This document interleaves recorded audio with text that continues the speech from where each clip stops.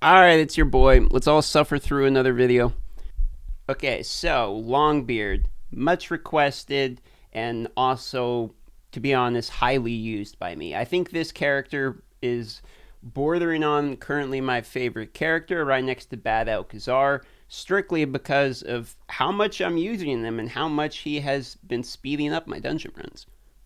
The gear is just some odds and ends I happen to have on him. I happen to have like a somewhat okay stalwart set plus an accuracy set just left over after I was re-gearing my clan boss teams, and so I just happen to throw this on him, and it gives enough accuracy and whatnot, that it's fine for the dungeons. I don't know that I would necessarily recommend the set I have on him. I'd probably use something like if you're doing clan boss, for instance, maybe like a lifesteal set and either a speed set or accuracy set, depending on where you need to get your speed at. If you're using a counterattack team, or if you're really just primarily using dungeons, maybe just straight up like speed sets. You could even maybe run like a reflex set if you're just trying to mass send in for his Longbeard charge attack where everyone attacks. But that's primarily why I use him for. But we'll get into that more later. Also, people have mentioned they want to know what actual gear pieces I'm using, so I will show you. I am using HP percentage primaries. Currently, he does scale off of attack, but if you were going to run him for his damage, you would probably just run him as quick as possible, so that way you're getting more charges in, which we'll talk about more later. So if you're actually wondering what pieces to use when it comes to primaries, I'm just using speed boots and either HP or defense percentage primaries, as I do with most characters. And now as far as these go, I am just going to use defense, HP, or crit damage with accuracy, and just try to get as much accuracy and speed as possible. As far as his skills go, I do recommend some books on him, primarily at least one book on this move to bring it down, to cool down. This is worth it completely. And then the weaken is worth it as well, because it drops it down to 2 turns, and it's a 2-turn lasting, meaning he can keep weaken up for 100% of the time. Now, his basic attack doesn't really matter. You don't need books on that. So for this reason, if you get really lucky, you're looking at a minimum of 5 books if you want to get everything that you should probably get on him. As far as what do his moves actually do, the basic attack is just going to go through shield and block damage. It's essentially a pure form of damage. It's just going to make sure it actually applies. And then you have the weaken, which is what I was saying. You can keep 100% uptime on the weaken, which is pretty good. And then if you look at Hordes Fury here, this is really why the majority of the people like him. It attacks one enemy with 4 allies. Basically, your whole team attacks and increases the damage inflicted by allies by 20%. A lot of other people that have mechanics of making your allies attack with you, typically their damage is actually decreased, not increased. So not only does he attack with everybody, but he also increases their damage. Now, when the allies attack, they can also apply their own hit effects, meaning if he calls in a Rosin Scarhide, and the Rat Rosin has Giant Slayer, attacks 3 times with the basic, that Rosin could potentially apply Giant Slayer 3 times onto a target that, keep in mind, we're applying Weaken on. So because of that, he has a lot of potential both in clan boss and dungeons. But this move is also really good when paired with AoE people, for instance, like Bad Alcazar, Ray, even Belor, people that have AoEs on most basics, because during dungeons you can call in your AoE people and they will, for the most part, one-shot a wave, and I'll show you some examples of that. Now let's talk about his aura, which is basically an increased critical rate in dungeons by 23%. This is also a pretty good aura for the reasons that a large portion of what we're using him for is to instantly clear waves in trash in dungeons, and for that reason, crit rate can help very much with this. So it is actually a useful aura. I don't use it the majority of the times because I do have better auras for the most part, but it is a usable aura. Now, when it comes to masteries, here is what I have on him. I basically just went straight down the left side here, get out of the way there, and I went with War Master. And then on the other side here, I just essentially have the accuracy ones and cooldown reduction, etc. Now, if you're going to be using them in clan boss, it might be a little bit different, but for the most part you can do something like this, maybe tweak it a little bit if you want. This is just a rough idea of what you can run. I do think that War Master, though, for the most part, is probably what you're going to want to run on him. Okay, so when it comes to where I use Longbeard, it doesn't really matter. I use him almost anywhere. Now, I use him in every single keep because he helps blowing through the waves. I use him in Dragon. I mean, I use him in Fire Knight. I've been using him actually everywhere that I can really think about other than like Spider. And I think he even has some use in Spider because he's a strong affinity and he has Weaken. But that being said, what you're primarily going to see him do in these dungeons that I'm going to show you in the background here is use his charge attack to blow through either the first or the second wave.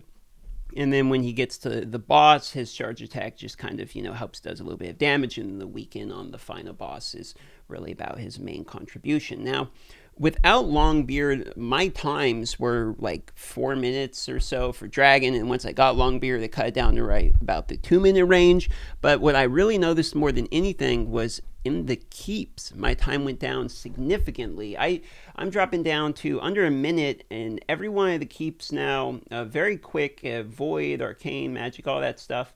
All you gotta do is go in here, use Longbeard with a combination of really any AoE people, and he just chews through the waves. Now, in order for him to be used for Clan Boss for me, where I'm really going to get the next use for him, I have to pull Martyr. Because the situation I'm in is I have Alton Lee, Bad Okazar, Rosin, Skull Crusher, and Nethro, right, as my 5. But what I want to do is drop Skull Crusher and replace with Martyr, which then gives me a defense down from the Martyr. And then I can use Skull Crusher, Longbeard to replace Rosin. So I'd drop Rosin and Skull Crusher and add Martyr and Longbeard, and I would still have the counterattack, but I'd also have the charge as well. So I'm thinking once I pull Martyr, my Clan Boss team is going to have him in it as well. But you'll notice that for the time being, until I can really get into the Clan Boss and have a chance to use him there, I'm using him everywhere else. So I've been using him for the tournaments with the Dragons, like I've mentioned many times, use him in the Keep. But you'll see I pretty much always use him in combination with at least one person that has like an AoE move on their basic attack. And it's really the best if you can do it where you have a couple of them. So something like sort of like this, where I have Ray and Bad L, so the first wave on Dragon, Longbeard will go, the defense down and all that, and the poisons will apply. Then he charges, you see all the AoE, and you get a huge chunk of damage right off the bat, and you can see how quickly the waves go down. So for this is why I fell in love with Longbeard. I mean, I had him on my top 5 most wanted legendaries way back when I just started the game. But mostly just because I thought the charge move was cool, but I didn't realize how good the charge move was when it came to how quickly and how efficiently it allows you to just chew through these waves. And when you do get to the dragon at the end, the charge gives you more damage, etc.